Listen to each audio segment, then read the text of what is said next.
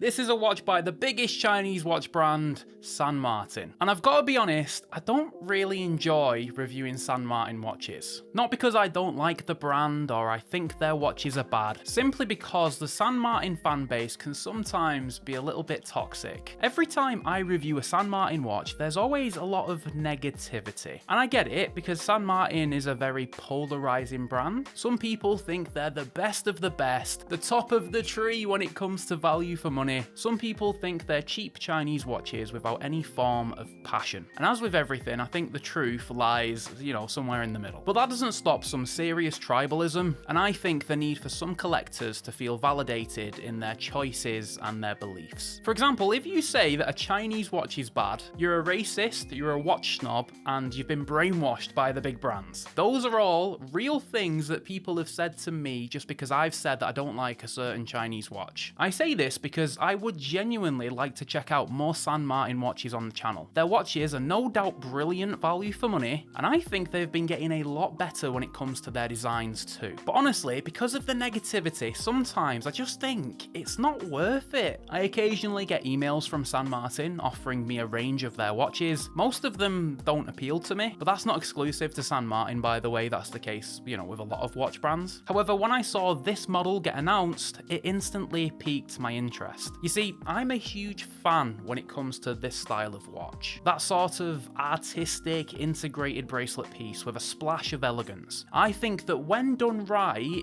they can be some of the best looking watches on the planet. This is the San Martin SN0145. I emailed San Martin asking for a review unit to check out on the channel. They did say I can keep it after the video, so I have used the paid promotions tag. Although as usual, no actual cash has changed hands here, it's just a free watch. However, just because it's a keeper, as usual, I won't be holding back if something needs to be said. This watch is brilliant in certain areas, but it does have one big problem that I think a lot of collectors need to consider. So what I'm hoping for today in the comments is some sensible, mature, intellectual discussion about this watch, rather than the toxic comments from some people who still live with their parents at 42 years old. So if you think I'm wrong today, that's fine. Please tell me I'm wrong and share your opinions down in the comments. I'm not stubborn. I know that I don't get everything correct, and I like to learn, but almost exclusively from people who are willing to do the same. So let's take a closer look at this San Martin watch, the good, the bad, and then the problem. So what is it about this one that caught my eye? Well, instantly, it's the shape and silhouette of the case and bracelet. It has that vintage luxury watch profile that looks $1,000,000. The oddly shaped bezel, how each area transitions to one another, and then the cherry on top of the cake for me is this beautiful dial. I'll quickly run you through the spec and then we'll get onto the real meat and potatoes of this watch and that big problem that I have with it. So it features a solid steel construction throughout. It uses a flat piece of sapphire with anti-reflective treatment, and the screw down crown and case back delivers 100 meters of water resistance. This is an automatic watch using the Chinese PT5000 movement, basically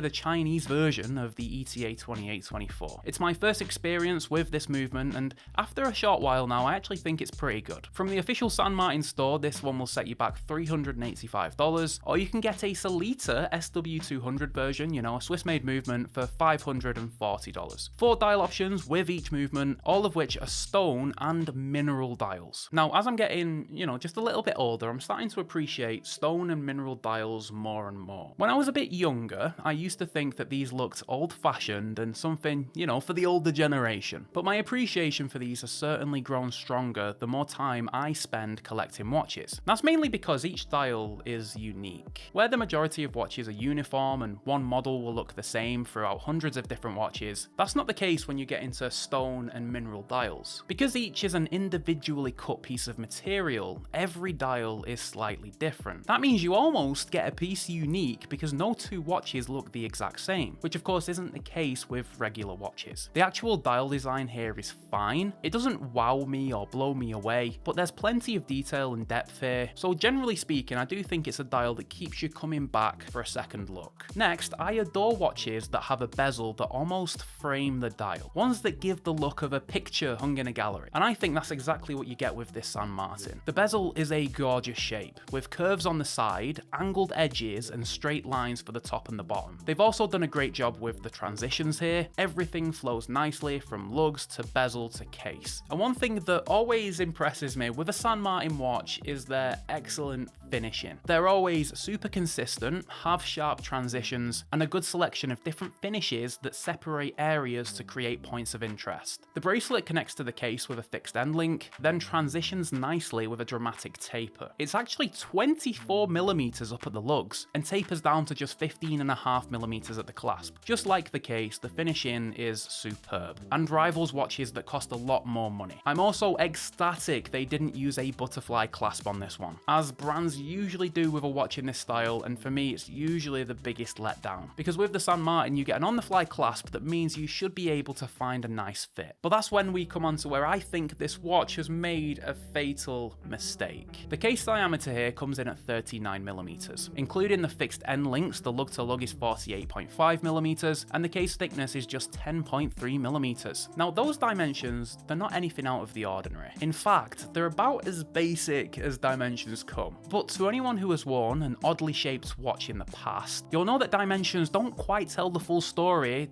when it comes to unusually shaped cases. Typically, when a watch isn't circular, they wear much larger on the wrist. And that's the issue here. This watch wears so much bigger than those numbers might suggest. This wears similar, maybe even larger than my 41mm Omega Seamaster, which in my opinion is a huge issue because of the style of this watch. A beautifully shaped bezel, a gorgeous tiger's eye dial, and a dramatic taper to the bracelet. This watch is going after that sophisticated yet sporty, dressy aesthetic. The only problem is, it doesn't look sophisticated on the wrist. I will caveat this point by saying if you do have a big wrist, so 7.5 inches or above, you might not have this issue. But I still think, even with a larger wrist, this watch does feel very top heavy and it's a big slab of steel. I think a good comparison to make is with the Benjamin James Scarra 4. A very similar style to this San Martin, integrated bracelet, framed bezel, slightly unusual shape, but look at just how different these watches are in size. One wears elegantly on the wrist, the other, well, it wears like a diver. And that's where I'm confused. Is this San Martin a large tool watch, or is it a classy, dressy sports watch? Because design-wise, it looks like the latter, but on the wrist, it looks and feels like the other. Also, when it comes to weight, the Scarra 4 weighs 100 grams, the San Martin 150 grams. That's a big difference for two watches that are going after the same vibe and have almost identical spec. So what's the deal? Up until you actually get this watch in hands, it's a real winner from San Martin. They've done a great job with the design here, but this watch could do with a couple of hours inside the tumble dryer to shrink it down a little bit. I think if the case diameter and lug to lug was just 5mm smaller each way, this watch would genuinely, and I mean this, be a no-brainer. But if you have a wrist size of 7 inches or below, I'd strongly advise looking elsewhere if you want a watch in this style. It's simply too big on the wrist, feels way too top heavy, and doesn't achieve that classy, dressy aesthetic the designers were going for. But genuinely, and I truly mean this, props to San Martin for trying something a little bit different. They really are stepping up their game when it comes to their designs. And I think this will be a good watch for those with larger wrists, or those who simply prefer larger watches. You'll find a link to this watch on the official San Martin store in the description below. If you have a larger wrist or a preference for larger watches, go and check out the other dial options. Thanks for watching. I hope the comments are a little bit nicer in this one so that we could potentially review some more San Martin watches in the future. I hope you have a good day. Catch you in the next one. Bye for now, guys.